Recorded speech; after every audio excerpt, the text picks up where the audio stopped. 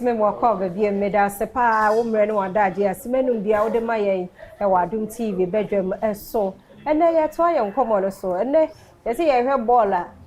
said ye be hye no say the last time be me ba wo mo ha ya young girl say so ko tumura agu na eja no say na deodorant so say bi de na pie e pa o say no yi no nti boy na akura fefefefe tiene san komo we ya ye be de me de pa obi entie which me a victim because roll on me ade ye ko enti wu nim no akoja atumu dia say wo she toilet papers e na ka ho na no de how ebro ye endpoint for me part clinic na da woman eni ye di san komo ya we bie how adwen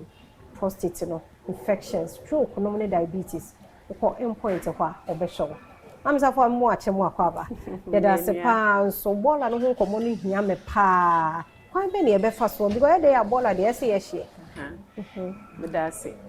ye wo nra bi wo ho a obetimi ahye nra bi nso wo ho no ma untimi enhye ebi wo ho a ye si aerosol ewo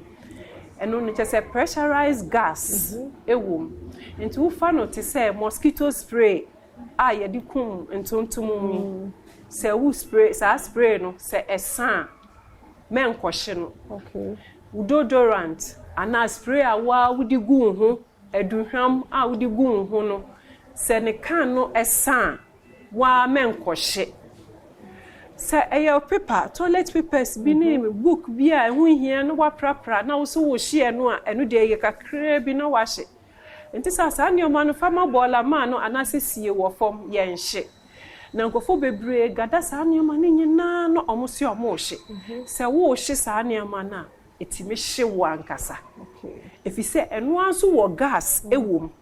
nti esanse enu wo gas wo mu no nti no sa gas no so ohu se ejaka no pe onu so pese opie nti esanse o pese opie no ntena fa akoni nti ohu se etime to te se nia etuo eto no beti po eto sa na etime to ehye wanim etime to hye wata ade bebi etime to hye emi bi me nka mo yaw oba fefefe osi okosra ne nana ho na oprapra ne nana edem no prewie ye no akraketwa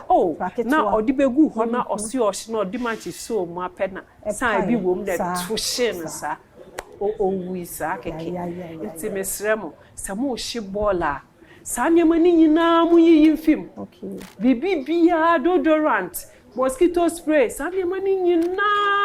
aerosol ni wo mu bia mpacho mu yiyi film sa kansi ni na mu yiyi film na mu nhye mo paper no ya ka no se mu betutu form na mu de ahye ho na mu de be ma bola man na ode akọ na wakwakotu egu a eno so ebeboa ye bebre fi se ye bibia ehye nkofo bebre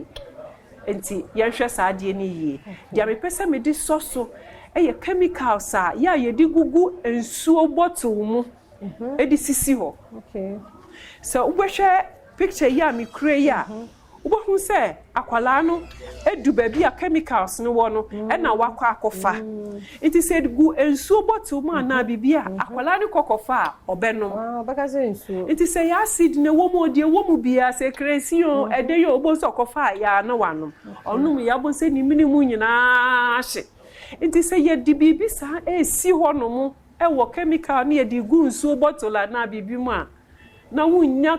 konko bia fenguma fegum ba bia akwala ne nsa enka sani obetimi de nsa akwakoka yesremu bebre ya da se chance nyambo e beto aso ya da se pa nti mesremu bi enya ya hya no so panimu kura no se ya ede kura na ida se pazo na se wano udugu bottle water bottle ayi mo ahia wo especially we fi hu kakra wo si ne o ma na ufogya si baabi na obi kofa ti mesre umi ehwe ni yem kwado munim nyansa o ba fa nyansa komode no anya wa hu bibi na fe ni minimu nyina bebre ba ya ha areho yen fancy ha na ochina so ye beto aso tie ni yie men fa ni agro na onim bre bi beto tu tie ni se na wo ka kire wo nyansa ni na ya boya hu ba na ye o ni se one day ya hyada nante bra so wo ba visit abehwe ben se fo no bi apesa obaye o mado yo ya wa bra behwe yo enye easy ti ya yenhwe hu ni o kire nyame ya adoma ye be share endpoint